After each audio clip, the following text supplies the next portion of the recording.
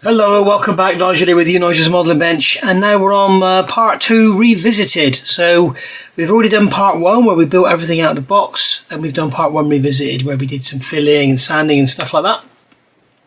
We modified our shafts, if you remember. Then we've done part 2 where I basically built it out of the box, but I've shown you how to, in part 2 I've shown you how to do the exhausts, and my recommendation is to put them all together, screw them into the cylinder heads, and then basically glue them. And then what you'll find is when you want to fit them, you can actually fit them without any problems. You can see they just drop straight in with no issues whatsoever, and then we can go around and sand all the joints. I've already gone around and sanded them all once and then let them shrink back a little bit, and then I'm going to go through and sand them all again. You can also see we've got ejector pin marks there, which I've sanded that one out, and that one there is going to be very visible because when they go on, they sort of sit. The engine is here, okay, but this is sticking out of the back, and you'll see this sort of down next to the gearbox. It'll be kind of there, okay, when you're looking down at it. So you're gonna see that. So best to fill them, get rid of them. We've also got some parting lines, seam lines, whatever you want to call them, to get rid of there. So basically, just come in with a fairly fine stick and just get in there and sand those out. And we're going to repaint them, so don't worry about the paintwork. But yeah, so basically it's just a case of sanding them out and everything and making a hell of a mess on your bench, as you can see here. So looking at step 2, the first thing we had to do was fit the side of the engine casing into the actual transmission there. So depending on how you want to do this, now I want to glue my engine casings together to get rid of the gap in the middle because they're not absolutely perfect. When you screw them up, they do pull together. But you can see I've just gone over with a coarse stick and I've just sanded certain areas just to sort of get everything kind of leveled up if I can, just like that. All right, and then the same here, go over this one and just try and get everything kind of leveled up and remove any little high lumps and bumps and everything. And then when we put them together, we should find they go together quite nicely. And we do have a nice seam there. We have a nice seam on the bottom, but as you can hear and as you can see there, it needs to be all held together. So what we're going to do, we're going to screw it together, and then we're going to put some super glue in the joints. But before we can screw it together, we need to fit it onto here. Now what you could do if you want to is cut some slots in there so you can slide that on. I wouldn't recommend that because it's going to severely weaken that joint, and I'm not sure how much strength we need. We'll perhaps look into that after the model is built. But basically I've sanded those back so that when we do the screws up on here, it will pull them down. And what we need here is 2 screw J's. Now screw J's are the M2 with the washer. So I think they're M2 by 4, I think. I haven't got the instructions next to me, but basically screw J, so we're going to put one in there, just like so, and that'll pull that one in there, and then we've got another one here, and that can go in there. Notice I've got a little tub with my screws in. The reason I've done that is because obviously we are marking the heads.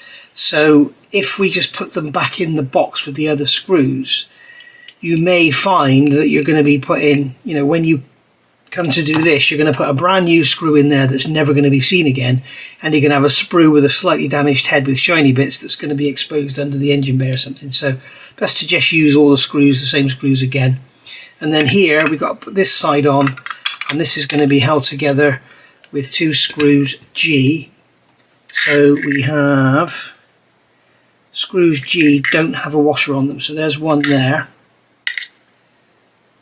Okay, so we're going to take that one and put that one in there and just nip that one down, just like so. And then we've got another one here, so we can just nip that one down and pull our, I keep knocking that, I would recommend screwing that gear change mechanism on as late as you possibly can, because it's just asking to get broken. So that's sat there like that. Right, so we can tighten that up. There we go. Nice and tight. Alright, so that's all good. There is still a little bit of play between the engine and that, but that's okay because it's all going to be aligned later. So there we have basically our transmission. We can take these out because we don't want to paint these at the same time. So we can take our axle shafts out, or our UJs should we say. We can screw them back together. As I say, this isn't part of the kit, this is my modification. And then basically we're good to go. Now what I'm going to do here is just see if I can break these off. There we go, that's come off easily. This one should come off easily as well. Should be the operative word. I only put a couple of drops on. Just shows how good that VMS is, doesn't it? There we go. So you can see there's literally a drop there and a drop there. That's how good that glue is. So really good there. And then this starter motor, I literally put a tiny drop in the bottom of one of the holes, so that I could, I don't actually have any debonder. You can use acetone, but of course that'll attack the plastic. I really should get some debonder. So there we go, so that's come out as well. So basically now we can spray all of this in our cast magnesium colour without worrying about any masking or anything. So the first thing to do is deal with this seam.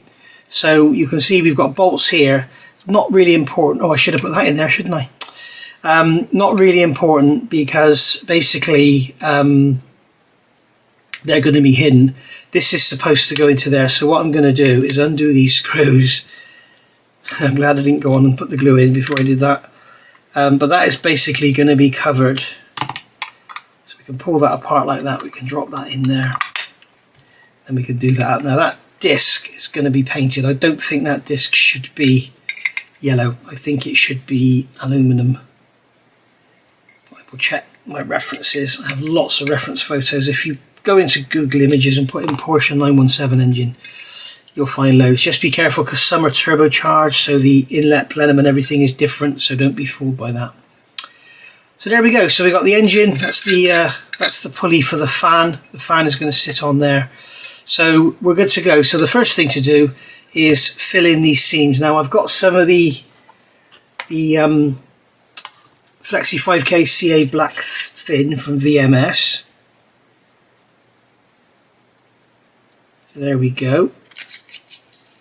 And what I'm going to do here is use my nice radius blade. Okay, it's a nice sharp blade. It doesn't matter because you could just wipe it off afterwards. What we can do is use this blade to run the super glue into that seam. As you can see, you can make a lovely neat job of it just by running it in. It's always good for large joints, this is. You can just pull the knife along and it will run it into that seam just like that. Nice tidy job. We'll go into that end. And none of this is going to be seen, I don't think, because it's all going to be covered by a big fan and everything. But I think we will see past the fan into the casing.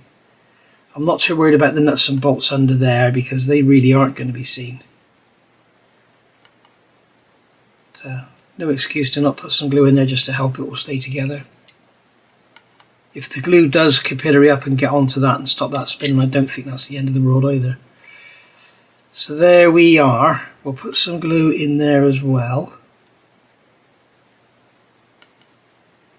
So we want to try and get a nice joint there. So I'm gonna flood that and it will shrink back. Okay. And then when it comes to the front here, we have a seam there. Now remember, these casings do actually bolt together. So what we're doing here, we're filling the gap, but we want the glue to shrink back and leave a seam, and then when we sand it we will actually have a seam left behind.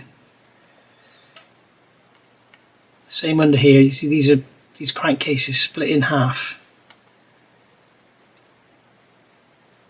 so there is actually, in real life, there is a seam.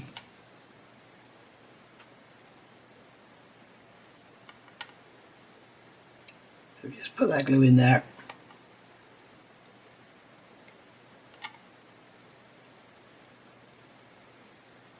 Job done.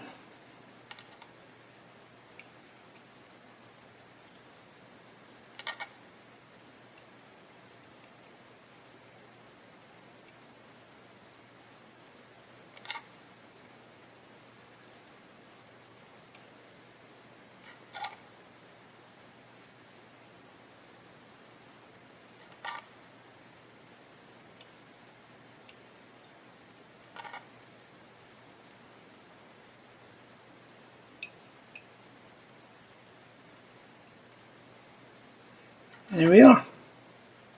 Just put some in there because some of that's bound to be exposed. There we go. We'll let that dry, let that shrink back, and then we can move on to the next thing. So there we are. We'll just let that dry. In the meantime, bit of rag, bit of old paper or something. What have I got here? Have I got any old paper towel? Nope. Bit of old paper here. Just wipe that blade off on there, and then I'll clean it off in a rag. The blade's back as good as new. As long as you wipe it while it's still wet, you'll be fine. Like I said, we're going to let that dry, and then we can sand that seam back. In fact, I'm going to go and remove some of that excess. I've put a bit too much there, so I'm just going to remove some of it because I'm not happy about having all that there. That should now dry back a bit even. There we are. Right. There we go. Made more mess you see on the bench. See you in a minute. Alright, so we've got all these joints sanded up now on our exhausts. So I've got them mounted on some sticks, and I'm going to give them a coat of primer. So we can see how those seams look. I've also got here, I've sanded down these joints where the super glue is. And also they've got quite a step on the front, so I filed that around to get that sort of more flat. It was quite a step there. So I'm also going to give that a coat of primer as well. So yeah, just basically I'm going to prime over where the bare metal is and go from there. So we'll do that, let that dry overnight, and then see how it looks tomorrow. There we go. Well, later, 24 hours. Primer's all dry now, so we can have a look. And the great thing about the primer is what it does. Notice I've got these wooden sticks with a taper on it, and I actually screw them into the thread. I don't just push them in, and then you can tighten them up. Do it in the middle one, and then if it does damage the thread, it's in the middle, it'll get held in by the others. So there we go. We can take that off of there. We can take that off of there. We've got a little crocodile clamp on that one. So there we go. Right, so we've got our engine block and gearbox there. We've got the etch primer on the areas there. I know what the questions are going to come. What etch primer do you use? I don't know what it is. A friend of mine has an automotive paint business, and he's just chucked some in a can for me. It's just a bare aerosol can. So I don't know what it is. So basically, I'm just looking here. I can see there's a bit of a flat on that exhaust. Not that it really matters because it's going to be invisible. It's going to be up against the engine. But we can just use a sponge just to take away the edges of the flat. And then here, you can see we have a slight undercut here that we couldn't see without the primer. And there you can see we have a little lump of super glue. So we can carve that away with a knife. Just get that out of there. And then you don't often see me use this, but here's an ordinary old sheet of emery, wet and dry, sorry, just bent over, and just get down in the gap and just get that sanded out just to make it nice and tidy. Now you might be thinking, why are you bothering with all this garbage? You know, you're not going to see it, it's underneath the cylinder anyway. It's modelling. It's, you know, why bother with any of it if that's your attitude? Why bother doing any of it? That's how I think anyway. But yeah, certainly if something's really not going to be seen, like inside of an engine block or something, then yeah, I get it. But when it comes to stuff like this, you know, if you can do your best and make a nice job of it, then why not? Because you can guarantee if one of your friends come round and they say, oh, turn the model over, we'll look underneath, they won't say, oh, look at that beautiful paintwork on the bottom of that engine, or look at that lovely effect you've got on that aluminium casing on that steering box or whatever. No, they'll say, look at that horrible mark on that exhaust. Why didn't you get rid of that? Because that's human nature, I'm afraid. The other thing I've done, I've checked the metal pipes of the exhaust go straight on here. I've checked they fit nicely, and they do, so that's all good. So there we are. So we've got rid of that lump there. We've also got a little bit of a lump going on there, so we get that sanded out. Remember, this is revisited, so when it comes to revisit, it's just me being fussy, changing stuff, doing what I like to do. Okay, so there we are. And then come down in here and I'm going to have to put some more super glue in there to fill that because I want to. These UJs look absolutely fine. There's no more sanding or anything to do on them. Probably just a little bit there. I'm just going to run a knife blade down there just to separate, because it kind of looks like they're just as one. And then once that's done, we'll give it another coat of primer. We just get in there again with the wet and dry. Again, I've got another mark down on that one, so we'll get rid of that. That was actually loose anyway, it was like a piece of dirt or something in there. You can see with this soft metal, you can just scrape away at it with the knife and then come in and sand it like that. And there we go. Oh, looking lovely. Right. And then, so what I'm going to do now, I've done this one. We know we need a bit more in there, so we'll put that there because I know we need that. And then this one here, again, we've got a lump there, so we can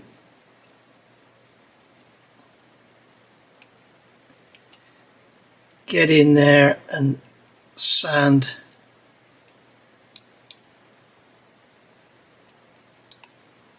or just scrape away the lump. As I say, this is the beauty of using any old primer. As long as it's not black, it will show you anywhere where there's an issue. Just like so.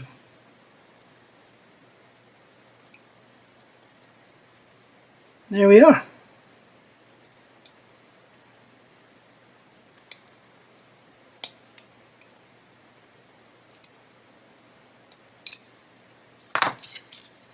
Down in there.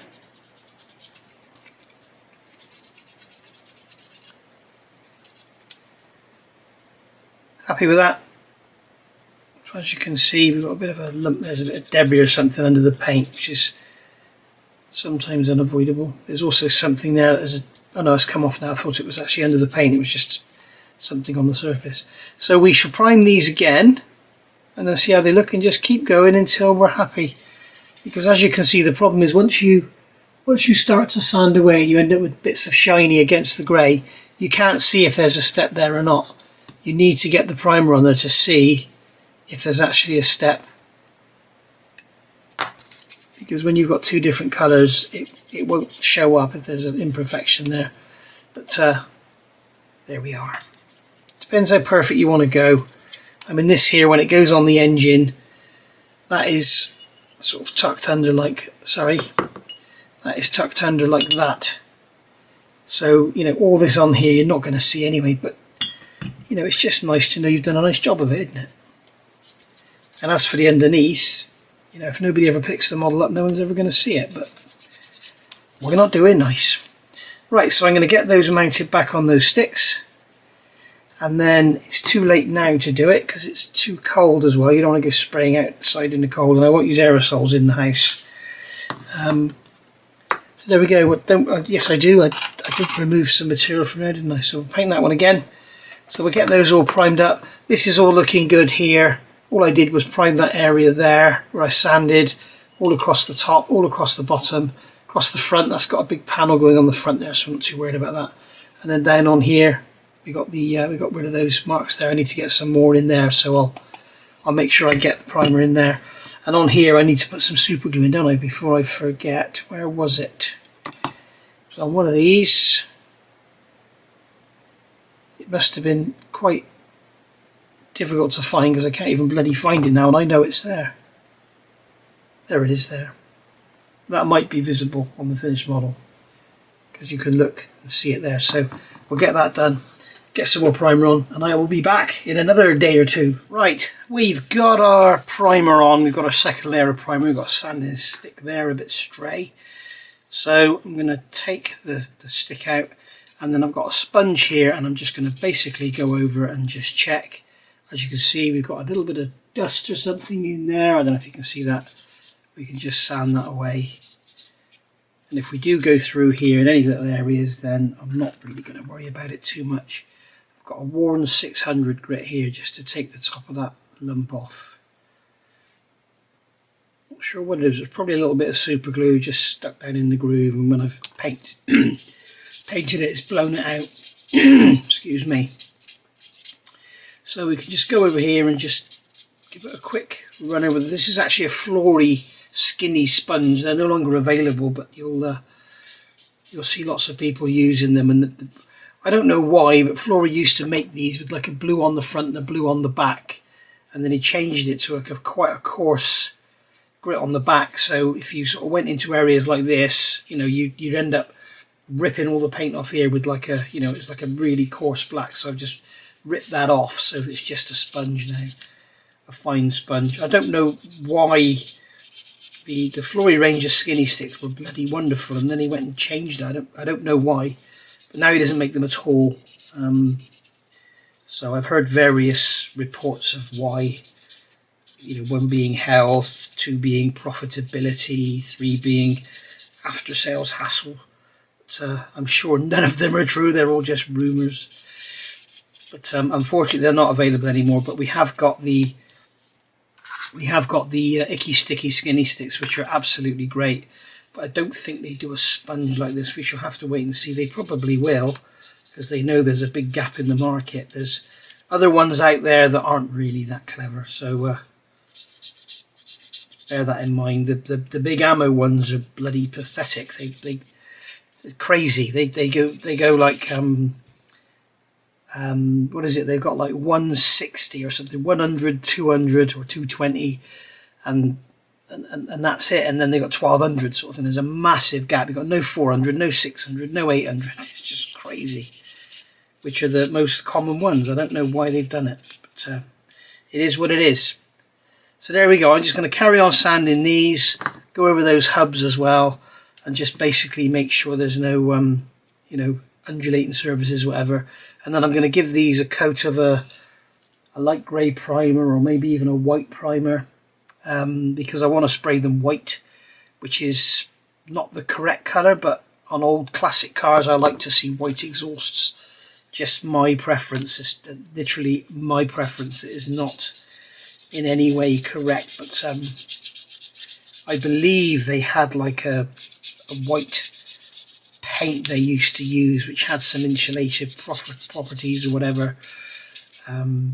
Certainly I've seen real race cars, particularly V8s, with their headers painted white, and I could only assume it was some sort of like very early ceramic coating type thing. But they do look very nice when they're in white, so that's what I'm going to do here. I don't think I'm going to weather this model at all. I'm going to have it as a brand new sort of museum showpiece, rather than have oil streaks and bits and pieces on it. But yeah, happy with that. That's going to take a coat of white, lovely, and then we'll just quickly have a look at these hubs and just go over and just make sure we don't have any bits and pieces or, you know, overspray dust or whatever on them. Obviously these won't be getting the white primer. These are going to get a base coat of silver. I say I won't be weathering, but I will be using oils and stuff to make detail pop. But other than that, I'm not going to weather it or anything. So there we go. So there's all our metal parts there primed. So yeah, it's a lot more work and you don't have to do it, but there you go. So next we'll look at getting all this painted, and then I'll come back and talk about colour choices for the main engine and transmission casings. So there's a few out there. I think we'll have a talk about what we got. Okay, so you can see the exhausts have had their initial first coat of the white, and that is Mr. Finishing Surfacer 1500 white, and that's been thinned with Mr. Colour Leveling thinners. Just to sort of get a base coat of white down, just so we can see what's going on. We'll let that dry, and then we'll give it another coat. I'll probably use something like Insignia white, which is just off white from the LP range, which is LP35, I believe. And then these UJs for the drive shafts, they've been done in light gunmetal, which when I'm looking around the references looks to be the correct colour. They are a sort of bare metal. I don't know what they are. They obviously don't rust, so there's some sort of non-corrosive, strong material. I'm guessing there may be titanium, I don't know. But anyway, there we go. So that's that. So that was, I did say, didn't I? That was LP20 light gunmetal. I've done those in. So when it comes to doing these magnesium casings, now if you look around on the internet, you'll find lots and lots of pictures of engines built up. Be very, very careful of modern restorations, because if the casings had suffered some corrosion or whatever, then the engine builder may well have painted them. Quite often they'll paint them black, whereas the original car would not have had painted engine casings. They were this sort of magnesium colour, which is almost like it's almost like a metallic grey with a if I think of it, I'll put a picture up, and it's got like a hint of brown. Now this colour here, which is gunmetal, this is the LP19, and I don't know if you can catch it on the camera, but there is like a hint of brown to it. So I think I'm going to use this as a base coat, give it a go, see what happens. But we also have dark iron, which is like a very dark metallic colour, so you might want to use that. We've got metallic black.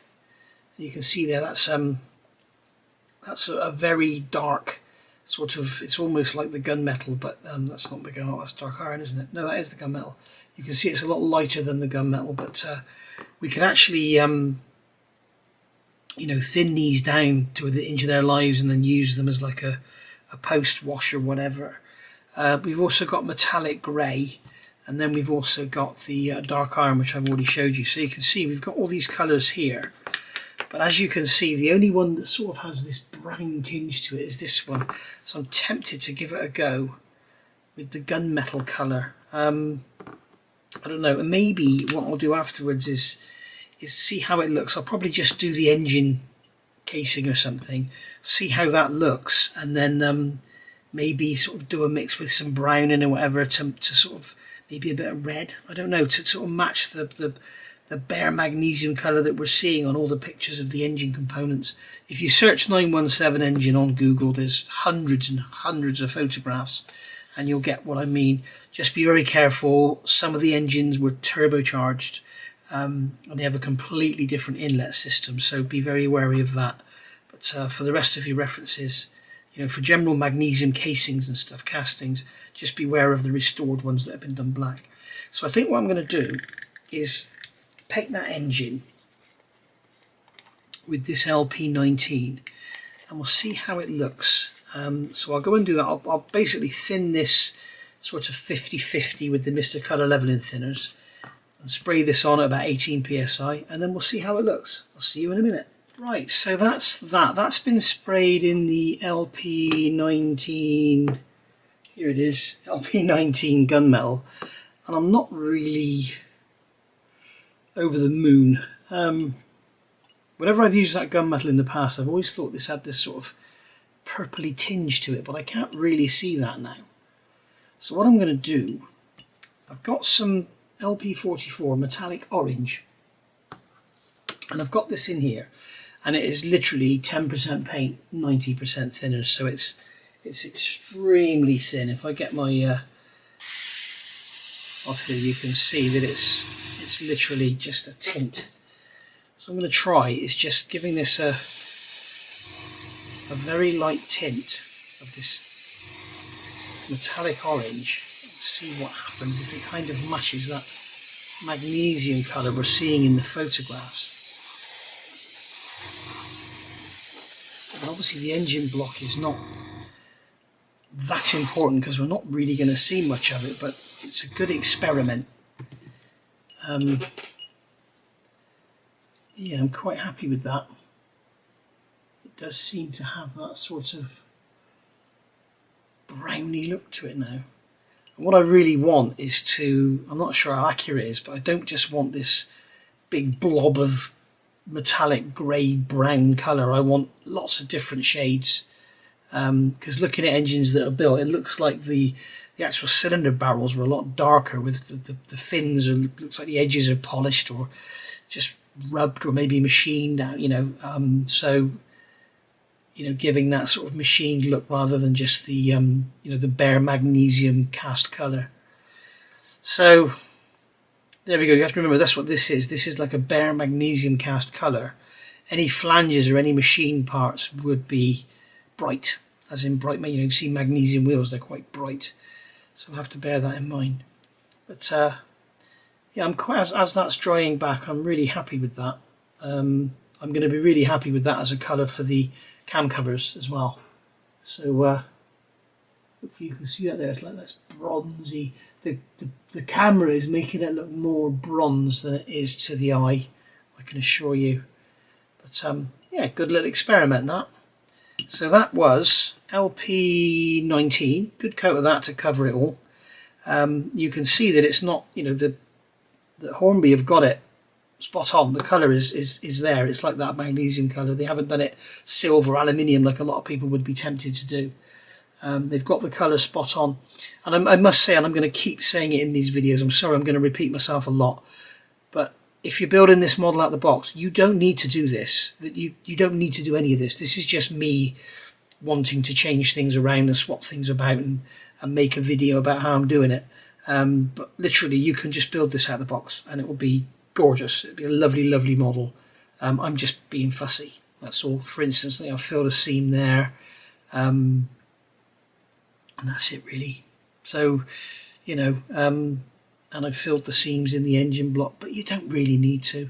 The other thing I have to remember is the front cover goes on here, shows the front of the engine casing, and that's in stage 3, so I'm going to have to try and paint that the same and kind of match that in. But you know, the thing is, once it's in the car and then the bulkhead is here, you're not really going to see it. But there we go.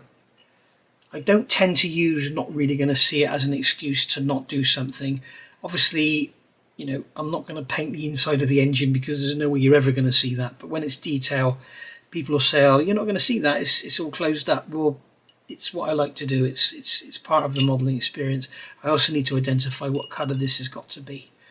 And then we also need to get some paint on the gearbox, but we'll get the engine block done first, and then we can hold the engine block, mask it off, and paint the actual transmission, the transaxle. So there we go, guys. Right, it is Sunday evening, and I'm going to do something else. Right, see you in a minute. Hey, following on from that, I've just given this an over dusting with a mix I've made, roughly 50-50, LP18, LP19. So this is hull red for your ships, and this is your gunmetal. And we've ended up with this colour here, which as you can see is like a metallic browny sort of reddy colour. And I'm really happy with that. Now that is looking exactly what I wanted. This sort of reddy colour. So that's going to be fantastic. I'm going to thin it a lot, and then what I'm going to do, like on the transmission, I'll spray it with the say the light gunmetal, which is this colour here, and then dust on that after, and then get different tonality by using different levels of that thinned within an inch of its life or whatever. So that's how that's going to go. So I'm really happy with that. That is exactly the colour I'm looking for. And when you look at the genuine 917 engines, that is what colour the casings are. So yeah, really pleased with that. So as you can see, as I said, Hornby have got it very, very close. But I don't think there's a paint on the planet that's called magnesium. So where were they to go with that one? Right. Now I really am going to go away. I'll see you later. Bye for now. Next day down, we are back. As you can see, I've done the transmission. And what I did with the transmission, I sprayed it first with LP... Is it LP40 metallic black? I think it's LP40 metallic black. And then I gave it a quick going over with my mix, which is the 50-50 hull red and gunmetal grey. So there we are. So that's the transmission. As you can see, we've got a little bit of a tonal difference there. So I'm happy with that now. This here I'm not going to bother with because it's completely covered up. When we come to fit the fan, which is, whoa, that's, where is it? It's here somewhere. We fit the fan, and the fan completely covers that piece. Absolutely 100% covers it. So I may just give it a coat of silver just to make it look pretty while it's being built, but you don't really need to worry about it. So that's that. Now I've done off camera, I've done the starter motor. I masked off the center portion and sprayed the ends. So we can just grab a drop of super glue, and what we'll do, this is the VMS Black Thin available from brooksmodels.com, and I've got a new collaboration set up with Rob over at Brooks Models. So if you want to make an order over there and you spend more than £15, you can get 10% off by adding the code NMB10. And if you want to spend more than $49.99, you can add the code NMB20 and get 20% off. So well worth doing. He does kits and some consumables. Everything you see me using here basically he pretty much sells, all the Mr. Hobby stuff.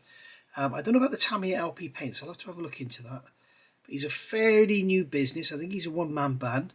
But we have collaborated so that I will promote his shop and you guys get a discount. That's what I like to do. Right, so that's our starter motor glued in. Now I've been looking in the instructions, okay, and we've got these air intakes for the coolers for the transmission, which are these things here. As you know, I cut them in half. And I'm a bit concerned about this seam at the top, and I'm thinking, how on earth is all that going to line up with the bodywork when we drop the body down? So I started looking through, and when you get to page 31 here, step 25, running out of space to put things down, you can see we've got two little trumpets going on the top, and they are here, H23 and H24. Now I don't really know why they've got different part numbers, because they're both exactly the same, so they could have both been H24, but they're very nicely moulded, and they've got this little ridge around the top. Not sure if it's supposed to be there or not. I don't think it is. I think it's probably a mould seam. We may sand it out. But they will actually glue onto the top of here. So basically what will happen, you'll have that in there. You'll have that in there. And they will slide together, hopefully, with that brass rod in there. Okay.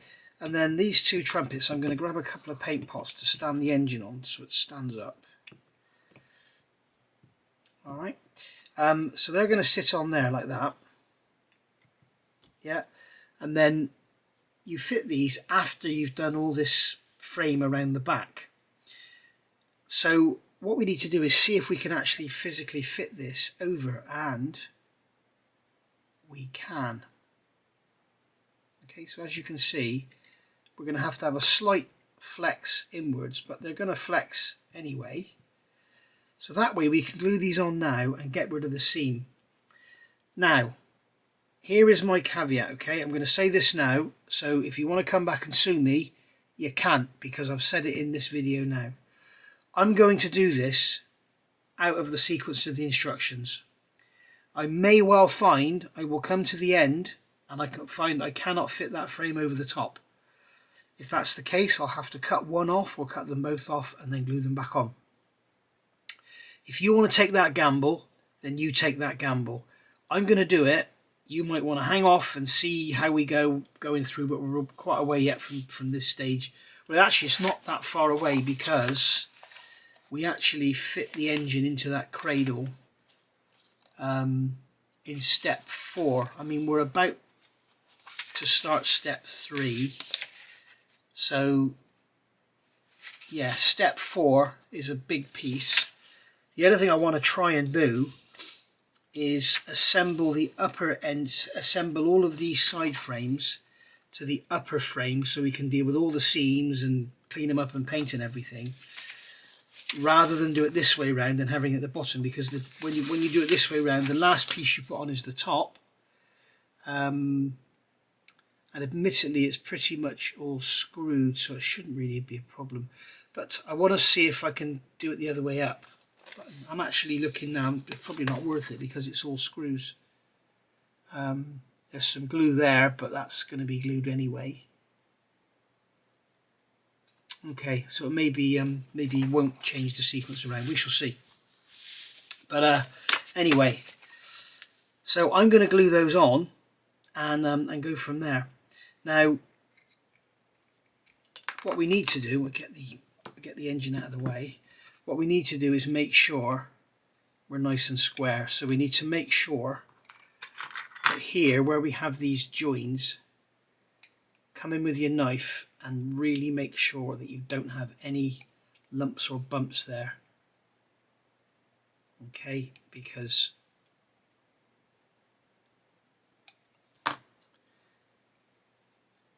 there we go, you get a nice snug fit, and that'll make sure they stay nice and straight. And then we can fill that and sand it and blend it and have it all look in one. We could always do the same on the inside if it needs be. But yeah, that's what I'm going to do. And as I say, I'm going to repeat myself. If you want to do this, it's entirely up to you, but it is a gamble. It may not work. All right, and in that case, we're going to have to cut one or both of them off and glue them back on, which is going to make more of a mess than following the instructions. But to me, it's a gamble worth taking. So I'm wondering if we've got sprue gates on here. This ridge around the top, it's nicely moulded, but I don't like it. It's not necessarily accurate. So what I'm going to do here is get my knife and just trim that away, like so. Okay, and then we should be able to, if I get a 400, in fact I'm going to use a 400 grit zebra stick because it's harder. Keep that flat. I'll do it that way then. We'll keep it flat. I should be able to sand that off. On the real thing, it's just like a fiberglass cone. It's not even particularly round. But, get rid of that. As I say, this video series is the revisited part of the build. You don't have to do any of this. It is not necessary. It's just that I'm choosing to do it. I'm going to come with a knife and trim some more out of there.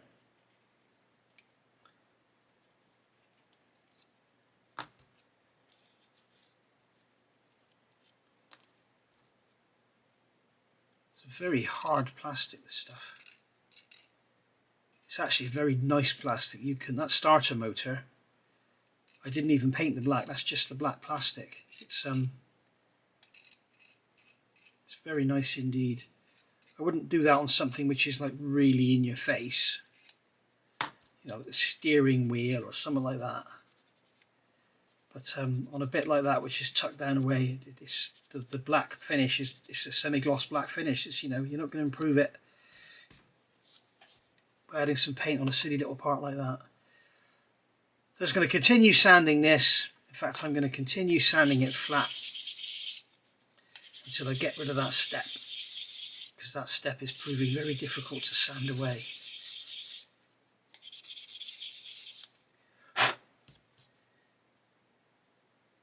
And then we're going to do the same on the bottom, keeping it nice and flat, get rid of the paint, get rid of the paint on there, and we can also go around with a knife and scrape away the paint on here until we get through to the black.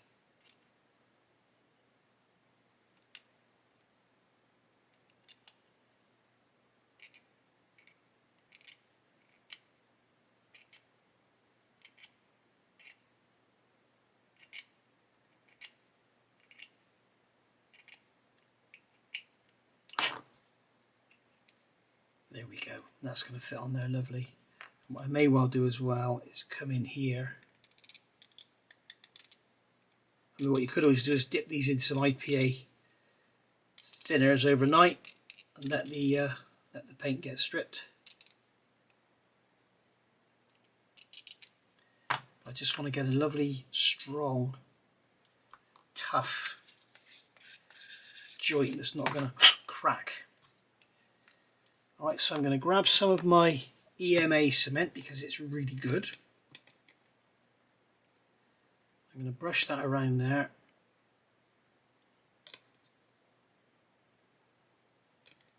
Okay, get plenty in there, let it sit in that corner.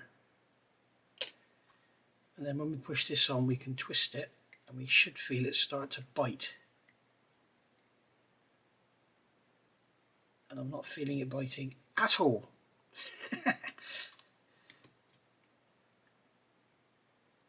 Probably because we don't have any bloody cement on there, because the brush doesn't pick anything up.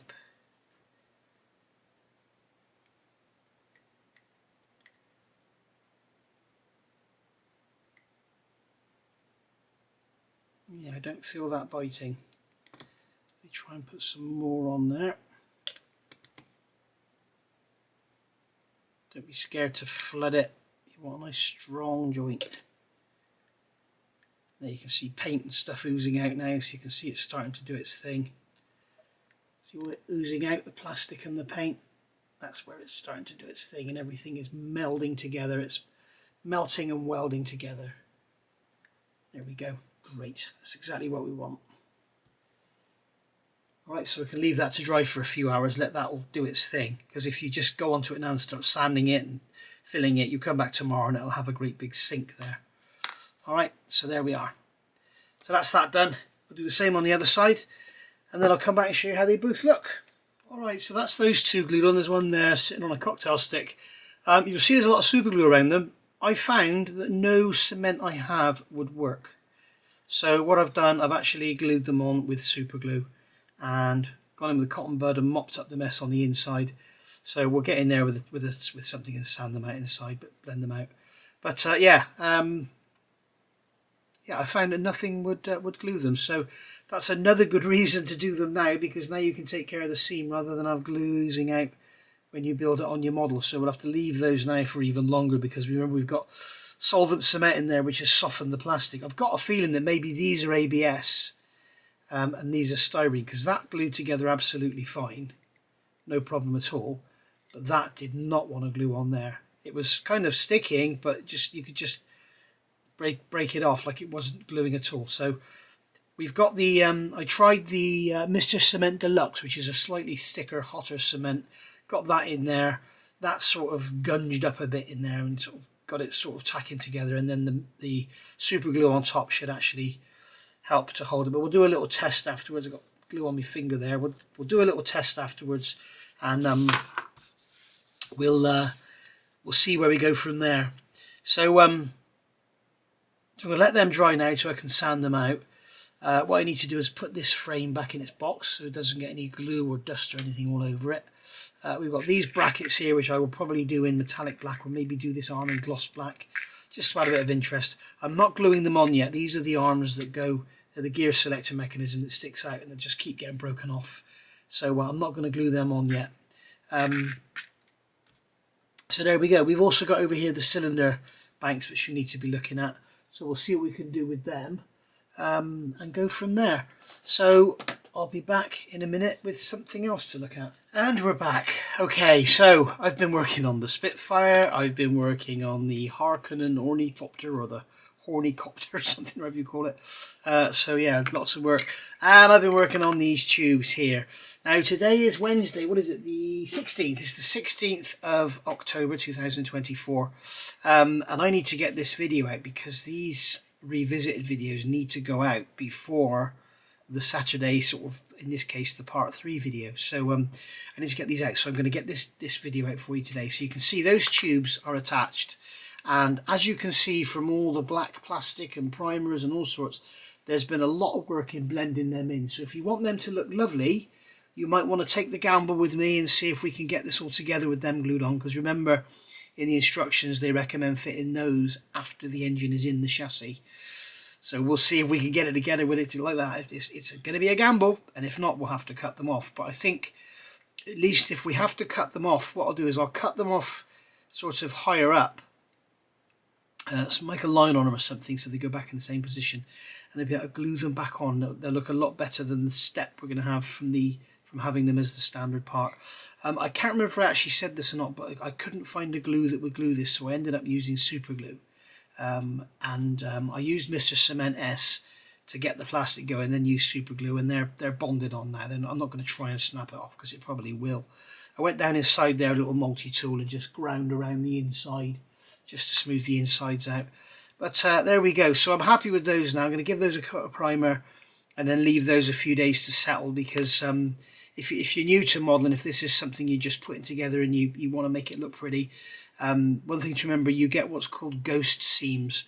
And what happens is where you've got solvent cements and plastic and stuff, as the solvent comes out, the plastic will shrink. So you'll sand it and you'll blend it and you'll think it's all lovely. And also your primers will shrink. So you'll sand it, blend it, think it's all lovely. And then before you know it, you've got marks everywhere. And that is what you want to try and avoid. So there we go. So that's those. Right, I'm going to say goodbye. This has been part 2 revisited, and then hopefully this Saturday we'll have part 3. Those who watch my channel regularly know I've had a lot of stuff on my plate. My Passat's currently in the garage up on the ramps, waiting for a new windscreen washer pump to arrive. I got all the bumper off, and that was all fun because everything was rusted solid. Nothing broke. There was no stupid plastic clips that broke or anything, so that was good. But it's just, it's 10 years old and it's never been apart before. So there we go. So yeah, struggling to get video content out at the moment, but I'm trying my best. So I'll see you all soon for part 3. And in part 3, we'll be working on the front cover of the engine. And there's going to be sort of a bit of a takeover, really. I've just noticed there's a sprue gate on there. Look at that. So there's something to look out for on yours, should you wish to. There's a sprue gate on there. Okay, so there we are. So look out for that. This is one of the issues, and this is in no way any down talking of Hornby, Pocher, whatever, in absolutely no way whatsoever. But this is one of the downsides to having these pre-painted parts. It's the same with all your part works and everything. Obviously the parts are moulded on a sprue, they have to be. Someone comes along, they cut the part off the sprue and then they paint it. Now, if they want to spend £1 million an hour or spend £1 million extra each kit to get the people to clean, there's another one there, look. They made a better job of cleaning that one up. But you can see how long this is taking me to do these two.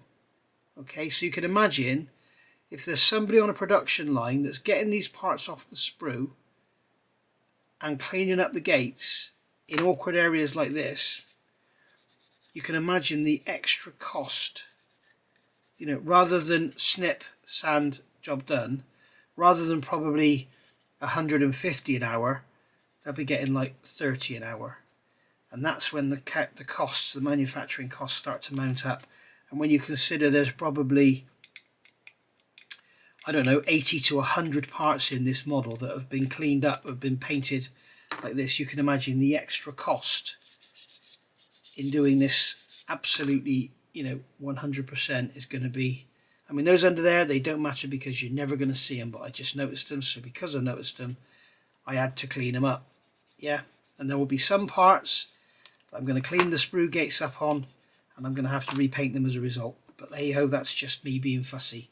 You don't have to. That's what I keep saying in this build. You don't have to. If you don't want to do any of this, don't watch the revisited videos. Just carry on and watch the out-of-the-box builds, the normal videos. Anyway, that's enough waffling from me. I will see you all soon for part 3, as I say, and we will go from there. When you see me in part 3, these will probably be primed up, although I probably won't even have these on the engine. So we shall see. Thank you for watching. Thanks for your patience. Bye for now.